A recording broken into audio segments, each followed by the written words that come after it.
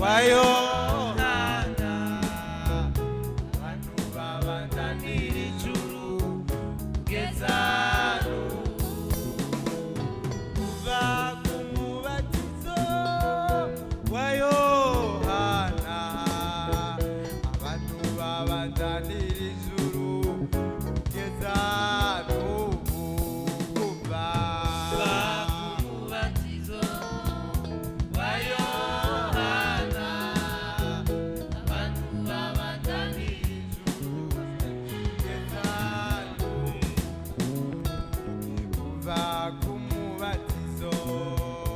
wa Yohana abantu babandanira ijuru kugeza n'ubu kuva.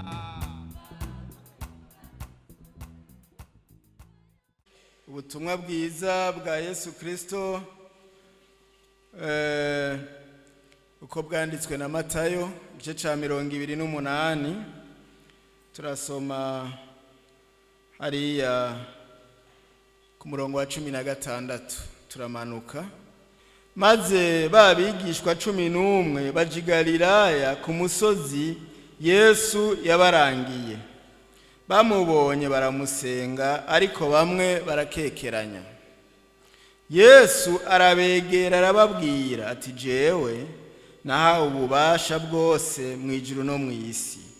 Nuko nimugende muhindura amahanga yose abigishwa, mubabatiza mu izina rya Data wa twese n'iry'Umwana n'irya Mpwemu Yera. Mubigishe kwitondera ibyo nabageze byose. Umve, ndi kumwe namwe iminsi yose gushika ku muhero w'isi. Yesu nashimwe. Iki ni igikorwa umwami wacu bwiwe yatanguje, aragishigikira, arabwira abigishwa biwe yuko bazogenda bakavuga ubutumwa bwiza mu mahanga yose. Hanyuma kuvuga ubutumwa rero birafise inyungu, ariko hari twumvise yuko hariho bamwe bakekeranya, mugo hakaba n'abandi bizera. Yesu nashimwe. Abizeye rero bakemera kubatizwa, abaha uburenganzira bwo kuzoca bababatiza mu izina rya Data wa twese n'iry'Umwana n'irya Mpwemu Yera. Kandi arabasezerana ati, ndi kumwe namwe gushika ku muhero w'isi. Yesu nashimwe. Aya majambo umwami yayavuga haraheze igihe kirekire cyane, ariko murabona n'iki gikorwa kikibandanya, kandi kizobandanya gushikaho inzambi zovugira. Umwami Yesu akavuga ati, ubu harageze yuko ntawukana ishengero ryanje nkagiyegereza, tukabana ibihe byose. Yesu nabahezagire. No kuvuga rero uno munsi dufise umunezero udasanzwe muri buno bubwiriza bwa large Kinindo large, kuko ubutumwa bwiza bwaravuzwe nk'uko itegeko rya Yesu icagezwe ciyo cabivuga, kugira ngo intumwa ziwe zibikore. Hariho abizeye, hariho abemeye ubwo butumwa bwiza, hanyuma bigaca bisaba yuko bakorerwa ca gikorwa yabwira ati, uzokwizera, uzokwemera kubatizwa, muzoyimukorere. Yesu nashimwe.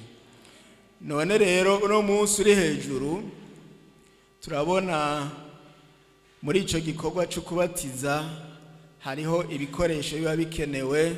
None Imana ishimwe ko tubona urugomero ruri hano. Ico gihe ca Yesu babatiza muri Yorodani, babatiza mu ruzi, nk'uko indirimbo twaririmbye yamaze kubivuga ngo haje umuntu ku ruzi. Uno munsi rero turi ku ruzi, kandi n'uruzi rwiza rushasha, tuje kubafasha kugurura canke gutangura kurukoreramwe. Yesu nashimwe. Uru ruzi rero, uru rugomero, ico twumva mu mutima wacu twosengera Imana nuko umuntu wese azokwizera akemera kugera ikirenge mu ca Yesu, akaruhonyozamwo ikirenge, azogira umugisha w'Imana. azobangiriza mu rugendo kandi rukamworohera, akimadikanya na Yesu akaramata, hanyuma akaba umwigishwa wa Kristo akwiye. Yesu nashimwe. Hariho no mu yandi majambo Yesu yavuze, yarababwiye ngo hariho ibimenyetso bizoboneka ku banyizera. Abantu bavuga ngo ibyo bimenyetso ntibikibaho, ni kuvuga yuko kwizera kwagabanutse. Bazosenda abadayimoni mu izina ryanje, bazorambika ibiganza ku bagwaye bakire, ngo bazofata n'inzoka, naho bazogira ico bariye canke ico banyoye kibi ntaco kizobagira, kuko bizera, kuko ubushobozi bw'Imana bubatabara. Yesu nashimwe. Abantu bose bazogera ikirenge mu ca Yesu hano muri runo rugomero, turabatuye ku mugisha w'Imana, turabatuye ko kuzoba abakristo beza, bamwe Yesu yabwira ngo muzoba umunyu w'isi, kandi ngo muzoba amatara murika. Ntibazoba abanyentege nke, ariko bazoba abanyenkomezi. Yesu nashimwe. Uru rugomero rero niruhezagirwe n'Imana. Yesu nashimwe. Kandi rero nk'abakozi b'Imana twahamagariwe guhezagira, kandi rero ko tubivuga tubyizeye, Imana izobibakorera nta kabuza. Yesu nashimwe. Iki ni igikoresho ciza rero mu maboko y'aba bakozi b'Imana bahano. Ntituzokwama tuzi iminsi yose, ariko no munsi turaje kubashigikira, kuko ni intambwe nziza. Nahora numva ngo nkahora mutumbera mu Kibenga, no munsi ntimugitumbereye mu Kibenga ukundi, muzogenda kubaramutsa nk'inshuti nk'abavukanyi, ariko ibikoresho bafise namwe ico mutari mufise muraronse, ubu muzohora mukorera igikorwa hano. Yesu nabahezagire. Nuko kugira ngo twobandanya ibikurikira, dusenga Imana. Mana yo mwijuru, turagushimiye kuri Imana nziza, turagushimiye kuri Imana ifise integuro nziza, turagushimiye ko wateguye umunsi w'igitangaza kuri no shengero ryawe ryo mu Kinindo large. Turagushimiye ko wahaye abakozi bawe kuvuga ubutumwa bwiza abantu bakihana, kandi niyo misiyo waduhaye Mwami. Wavuze ngo nitugende mu mahanga yose tuvuga ubutumwa bwiza, kandi ngo abazokwemera kubatizwa bazokizwa mu izina rya Yesu Kristo. Turasengeye rero uru rugomero Mwami washize ngahaye, kugira ngo abazokwizera, abazokwemera ubutumwa bwiza bakabwakira, bakakira Yesu nk'umwami n'umukiza wabo, bazogera ikirenge mu cawe. None turasabiye Mwami uru rugomero umugisha, ruzokwakira abantu benshi baza kugera ikirenge mu cawe, mu izina rya Yesu Kristo. Aba bene data tubona batonze hano, turabasabiye kuzokurikirwa. Abantu amasinzi n'amasinzi bazoze babohokere hano hantu, mu izina rya Yesu Kristo. Uru rugomero n'irishengero Mwami bazogira umugisha, hazoboneka ubwiza bw'Imana, ubushobozi bwa Mpwemu Yera buzohamagare muri iyo mihana yose ngaha mu Kinindo, mu izina rya Yesu Kristo. N'ahandi henshi abantu bazoze bafukamira Imana, bihana ibyaha, bakizwe, bakire Yesu umwami n'umukiza wabo, kandi batumbera uru rugomero Mwami wanje, bazohambanwe nawe kandi bace bazuranwa nawe. Urakoze, turagushimiye. Turatuye umugisha hano hantu, turatuye ubwiza bw'Imana hano hantu, turatuye Mwami yuko aha hantu abantu bazoharonkera ubwiza bw'Imana, bakabangiriza urugendo ruja mu ijuru. Mu izina rya Yesu Kristo tuzonezerwa nitwahurirayo, kuko ntituzoherera ngaha mu isi. Umunsi uri izina, inzamba niyavuga, abantu bawe ishengero ryawe rikaduga, tuzohurireyo. Abantu benshi bazoshinga intaye uko babohokeye hano hantu, bagere ikirenge mu cawe hano hantu. Urakoze, turagushimiye kuvyumvise, kandi witeguye guhezagira rino shengero na runo rugomero, mu izina rya Yesu Kristo mwami n'umukiza wacu. Amen.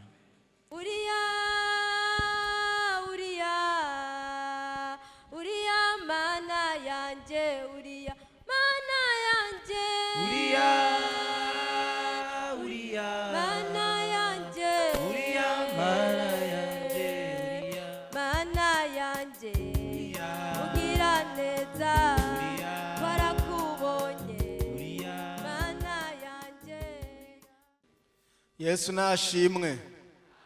Tugomba dushishikara ibikorwa byatuzindukanye no munsi ku bw'aba bene data bumvise ubutumwa bwiza bakabwizera bakabwakira kandi bakemera kubatizwa nk'uko ijambo ry'Imana duhejeje gusoma ryabitubariye, hanyuma bakemera ko bagera ikirenge mu ca Yesu. Hariho abantu rero bikunda kugora kandi vy'ukuri na jewe narimwo, mugabo Imana ikugendeye irakwemeza ukuri uko ariko. Hariho abantu bavuga ngo sinosubira kubatizwa ngo bugira kabiri ngo nari narabatijwe ubwa mbere. Nuko hamwe n'ijwi ry'Imana namwe muyera umuntu akemera ati ici jambo ry'Imana rivuze n'ukuri. Naho noba ntavyumva mu bwenge bw'iwanje ndabikora kubwo kubaha ijambo ry'Imana. Yesu nashimwe. Bamwe hariho abari bararonse umubatizo wo mu buyoya afise amezi 2 afise amezi 3 ujya se umubatizo, kuko kubatizwa nukurahira. Umuntu akavuga ati ndiyemeje gukurikira Yesu n'ukugera ikirenge ciwe biguma vyoroha, iyi nzira ni jewe jenyene ndayiyemereye ntabayinsunikiyemwo. None reka dusome ijambo ry'Imana kugira ngo tunyarutse hariya mu butumwa bwiza bwa Yesu Kristo ko bwanditswe na Matayo igice ca 3, turasoma duhereye ku murongo wa mbere. Matayo 3 ku murongo wa mbere aravuga ngo muri iyo minsi haza Yohana umubatizi yigishiriza mu bugaragwa bw'Iyudaya ati mwihane kuko ubwami bw'ijuru buri hafi. Uyo niwe yavuzwe na Yesaya yavugishwa n'Imana ati ijwi ry'usemerera mu bugaragwa ati nimutegure inzira y'Uhoraho mugorora iz'ibihamo ziwe. Maze ku murongo wa 5 niho ngeze, maze ab'i Yerusalemu n'ab'i Yudaya bose n'igihugu giherereye kuri Yorodani cose bava iwabo baza kuri we babatizwa nawe mu ruzi Yorodani batura ibyaha byabo.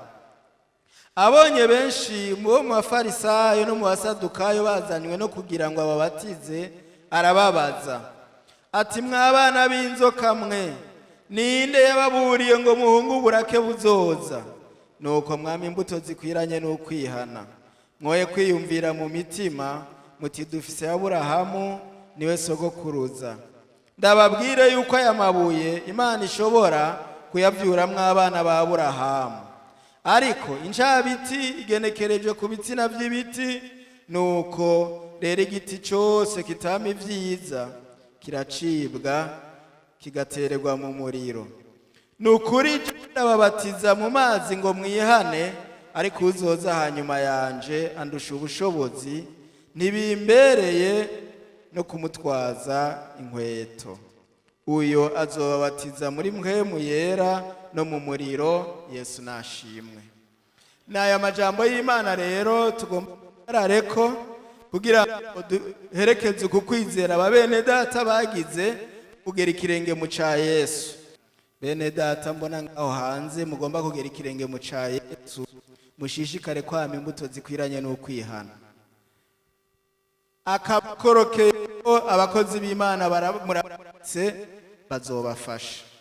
Ikintu cyose kije kuba mugenda kandi mu byo mukora biboneke ko mwihanye neza, kuko hariho abantu banezerwa ngo narabatijwe byaranditse. Kwihana ni iminsi yose, kuko ntabwo twaza ngo naraciye mu mezi menshi ngo birahagije, nk'uko Abisirayeli bavuga ngo turi uruvyaro rwa Aburahamu. Kuba uruvyaro rwa Aburahamu ntibihagije, sibyo byoshikana umuntu mw'ijuru. Kuba warabatijwe warambaye iyo kanzu yera ntibihagije, ariko gukora neza, kwama imbuto zikwiranye n'ukwihana, abantu bose bakagushingira nayo bati by'ukuri naka yarakijijwe, hari ikintu gishasha yakiriye, yarahindutse, uko yahora ameze siko akimeze. Hari ibintu twahora dukorera hamwe ubu yarabiteye itugu, yarahindutse icaremwe gisha. Izobabera intaye nziza. Yesu nashimwe. N'aya majambo y'Imana abayumvise mwese, Umwami Yesu nabahezagira. Reka tubasengera Imana rero, hanyuma bikorwa bice bishishikara. Mwami wacu Yesu Kristo, turagushimiye iki gikorwa watanguje. Wabwiye intumwa zawe ngo nizegende zivuga ubutumwa bwiza. None uno munsi uri hejuru turabonye ivyamwa by'ubutumwa bwiza bwavuzwe. Aba bene data wabakuye mu runganwe, wabakuye mu byo bahoramwo, wabakuye Mwami muri bariya bahora bagendana, ubazana muri iyi nzira y'agakiza. Uno munsi ubatambukije iyindi ntambwe, kuko bagomba bagera ikirenge mu cawe. Ivyaha bahora bagenderamwo bihambwe ngaha muri no rugomero, bazuranwe nawe, bazuka ari bashasha, bazuke bafise ishaka n'umwete ryo kugendana nawe, n'ukwirinda icaha no gusa n'igisa.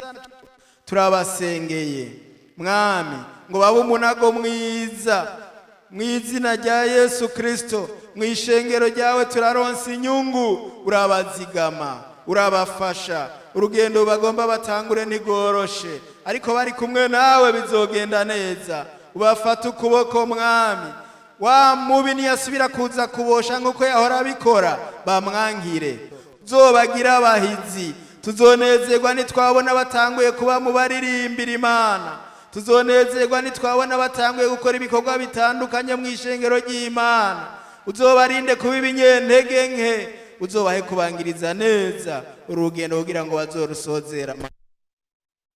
Murama Mwami mutondeza, murama mwamba, murama Mwami mutondeza, zimbara Yesu. Murama Mwami mutondeza, murama mwamba, murama Mwami mutondeza, zimbara Yesu.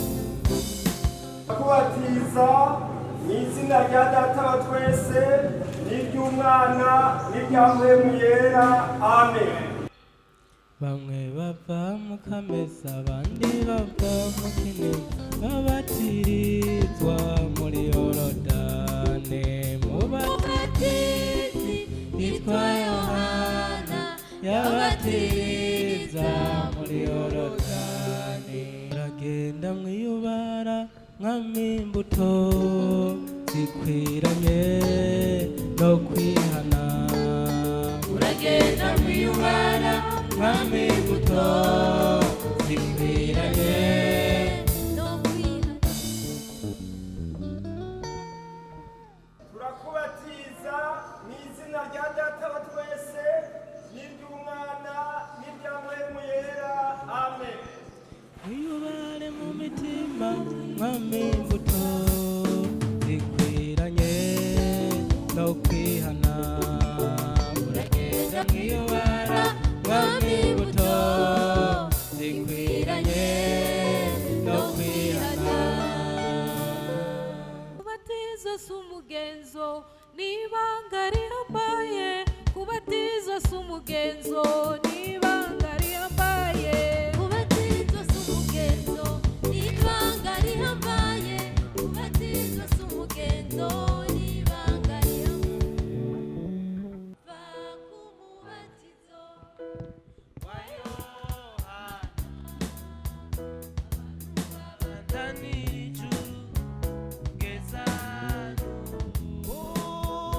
kuva ku mubatizo wa Yohana, abantu babandanira ijuru kugeza n'ubu. Kuva ku mubatizo wa Yohana, abantu babandanira ijuru kugeza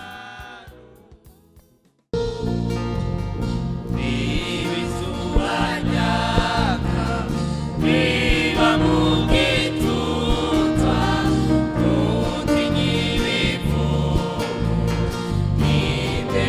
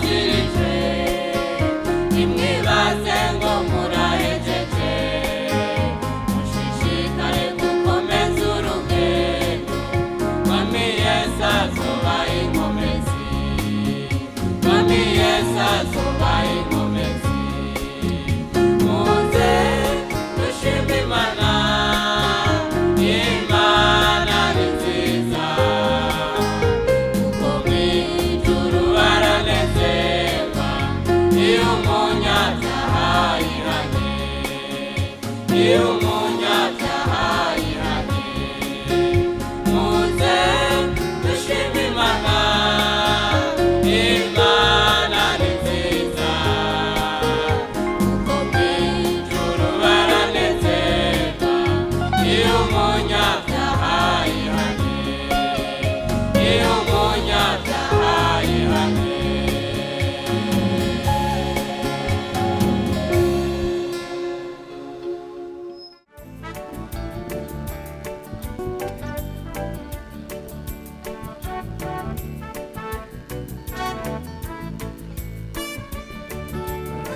Biramu bagende kumuvumira Abisirayeli ubwoko bw'Imana baramaho kubavuma arabahezagira barakina barababara kuko atakoze uko yagombye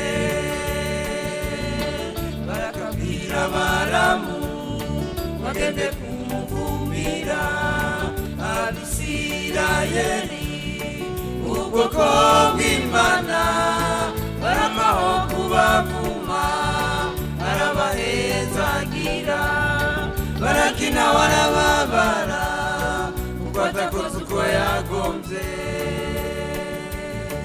icyo mankazo kwitira muko abagororotsi bapfa iherezo ryanje rikazoba nk'iryabo icyo mankazo kwipfira muko abagororotsi bapfa iherezo ryanje rikazoba nk'iryabo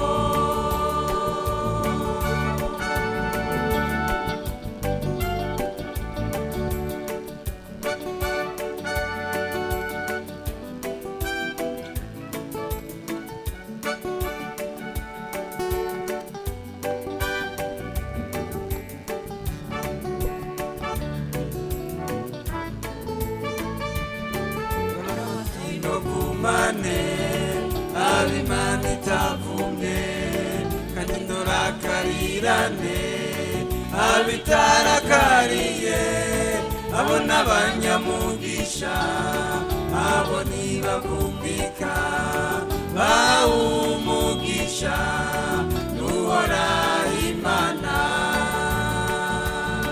baramatino bumane abimana itavumye kandi ntorakarirane abitarakariye abo n'abanyamugisha abo ntibavumika bawumugisha n'uhora Imana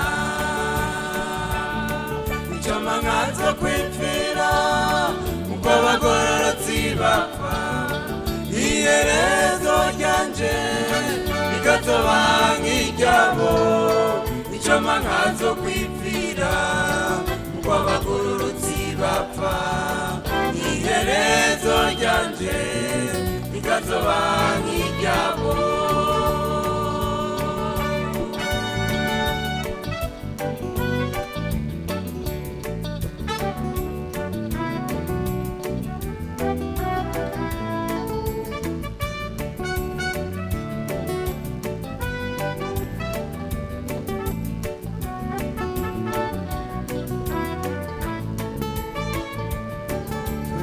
ntituvumika turabana b'Imana twarahawe umugisha n'uhora Imana nawe umwasi Satani adufitiye imihigo mw'izina rya Yesu turafise intsinzi twebwe ntituvumika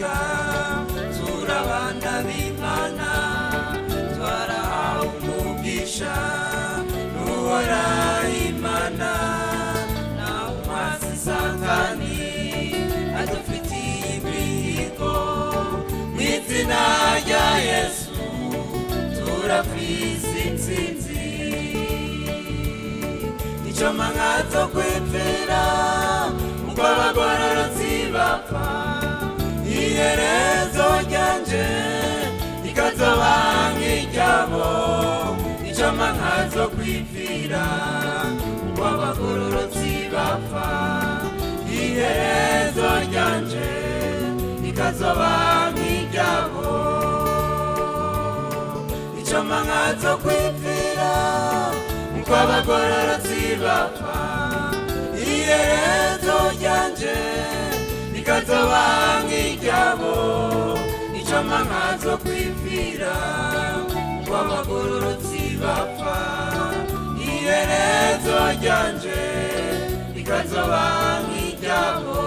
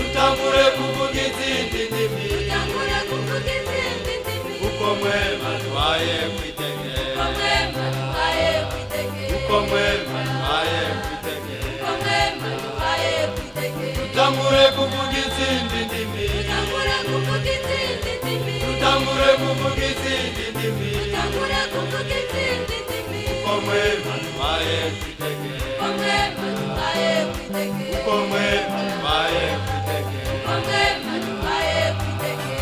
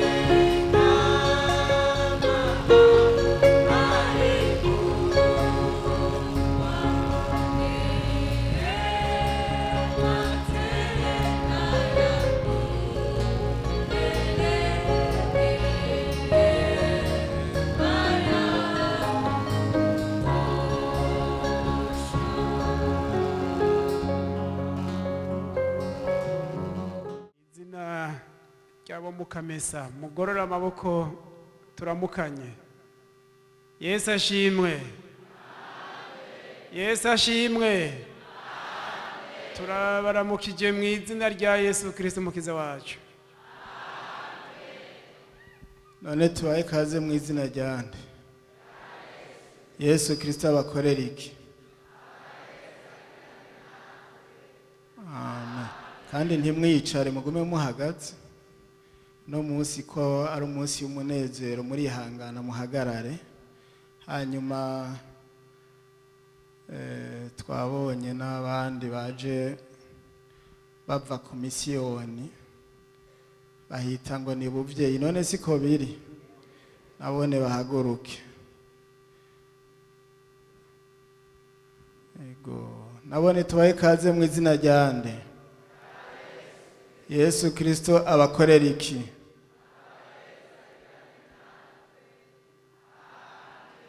Kaze gose mwumva umugisha w'Imana. Hanyuma hariho abazananye na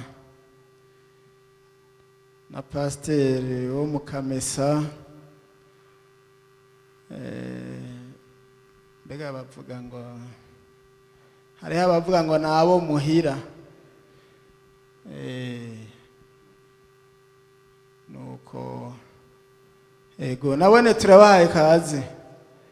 Umwami Yesu Kristo abakorera iki?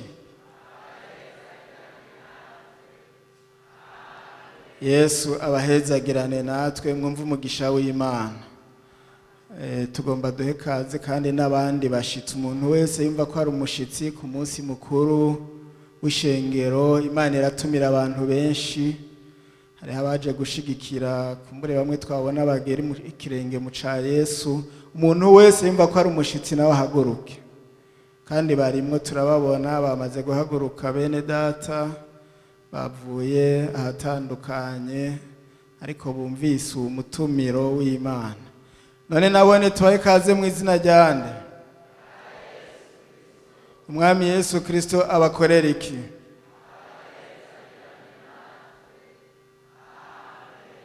Kaze gose mwumva umugisha w'Imana muvyagire rero ubu bigenze neza kaze. Nuko Imana yakoze kuko twahereye ku gikorwa cyo kugurura urugomero no kuruhezagira kandi twasengeye bene data bumvise ijambo ry'Imana bararyizera bumva gukurikira Yesu byo babera inyungu. Uno munsi bahejeje kugera ikirenge mu ca Yesu, none twagomba kubasaba ngo bavyaguruke bahaguruke. Bariya babatijwe mu gitondo bahaguruke.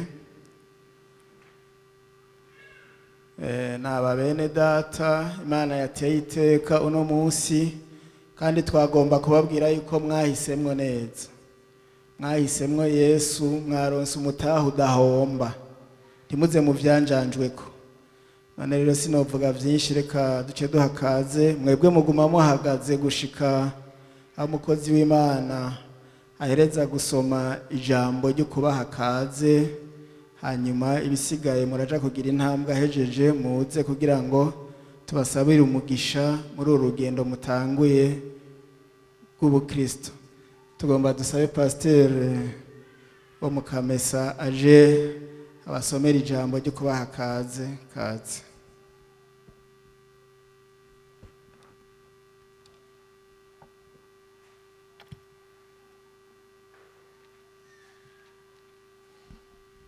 Yesu ashimwe. Twagira ngo tubasomere umurongo w'ijambo ry'Imana kugira ngo dushobore guca tubasengera bashike hano tumaze gusoma ijambo ry'Imana. Dusome mu butumwa bwa Yesu Kristo uko bwanditswe na Matayo igice cya 3 dusoma umurongo wa 11.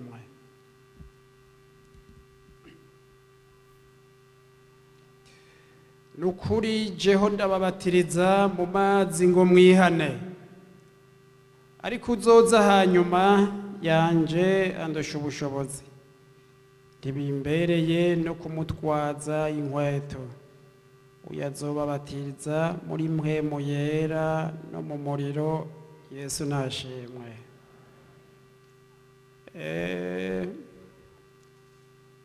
Ubu ni Yohana yarahejeje kubatiriza,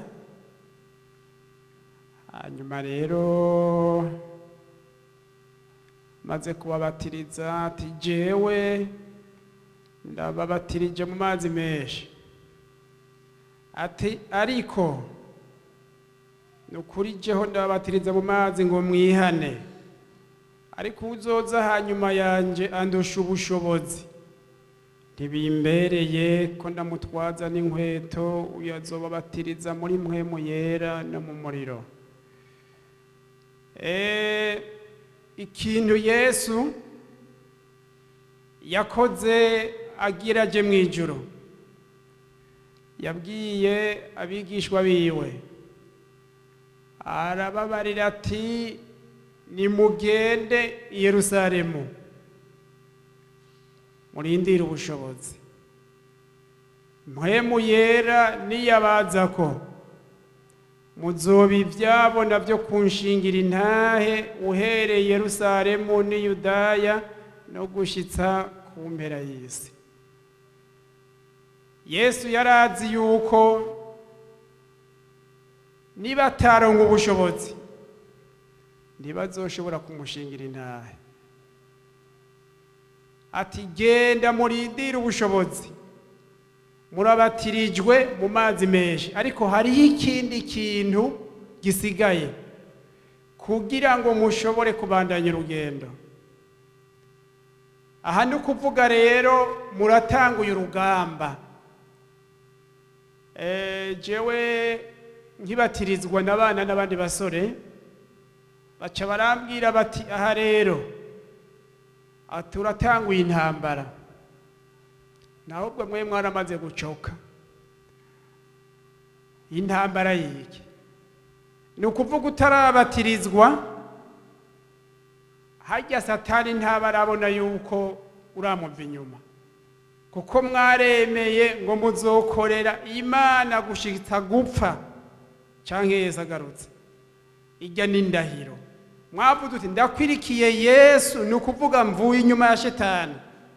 Nawe rero ubogira atangure kubirukako. Yesu nadufashe. Nukuri jeho ndababatiriza mu mazi ngo mwihane, ariko uzoza mu nyuma ndusha ubushobozi azobabatiriza muri mpwemu yera no mu muriro. Muzoba ivyabo navyo kunshingira intahe uhereye Yerusalemu. Yerusalemu ni hajya muba, harya mwiga, harya mukorera, niho mubanza gushingira intahe Yesu. Ivyo ntimuzobishobora mutararonka ubushobozi bwa mpwemu yera. Pawulo ashitse muri Efeso, vyakozwe n'indumwa 19 ku murongo wa mbere, asanga abigishwa bamwe arababaza ati gihe mwizera mbega mwarahawe mpwemu yera? Ati iryo jambo ntitwari bwana ryumve. Nanje ngira ndababaze, igihe mwizera, igihe mwaza kwiga inyigisho z'urubatirizo, mbega mwaratuye ibyaha? Mwaratuye. Hajya Yesu yabwiye abigishwa ati genda i Yerusalemu murindire ubushobozi. Hajya bariko barezwa batunganya, umuntu wese atunganya na mugenzi we. Hariho abantu bihenda ngo akagenda agasenga ngo Mana ndagomba umpe mpwemu yera. Ntibishoboka. Mpwemu yera ni sezerano ku muntu yihanye ibyaha akiyeza agasenga Imana atunganya ikintu cyose. Mpwemu yera aciyaza. Bariko barihana basenga Imana, umuntu wese asenga Imana, tingirira imbabazi wowe narakwiyumviriye nabi, we Petero warita imbere, batunganya. Bimaze kugenda neza ubushobozi buca buraza. Kubatirizwa ni kimwe, kuronka ubushobozi ni kindi. Hariho abantu rero bahereje ku mubatirizo wa Yohana, abantu bahereje ku mubatirizo mu mazi menshi, baca binjira mu ishengero ngo birarangiye. Harasigaye iyindi ntambuko ikomeye cyane, kuronka ubushobozi bwo gushingira intahe Yesu. Nigeze kujyana abana mu rubanza, twari tugiye muri famiye imwe atari abapentekote. Ndababwira nti umwe natere korasi uwundi aca asenga, byarabankiye. Bari bakeneye iki?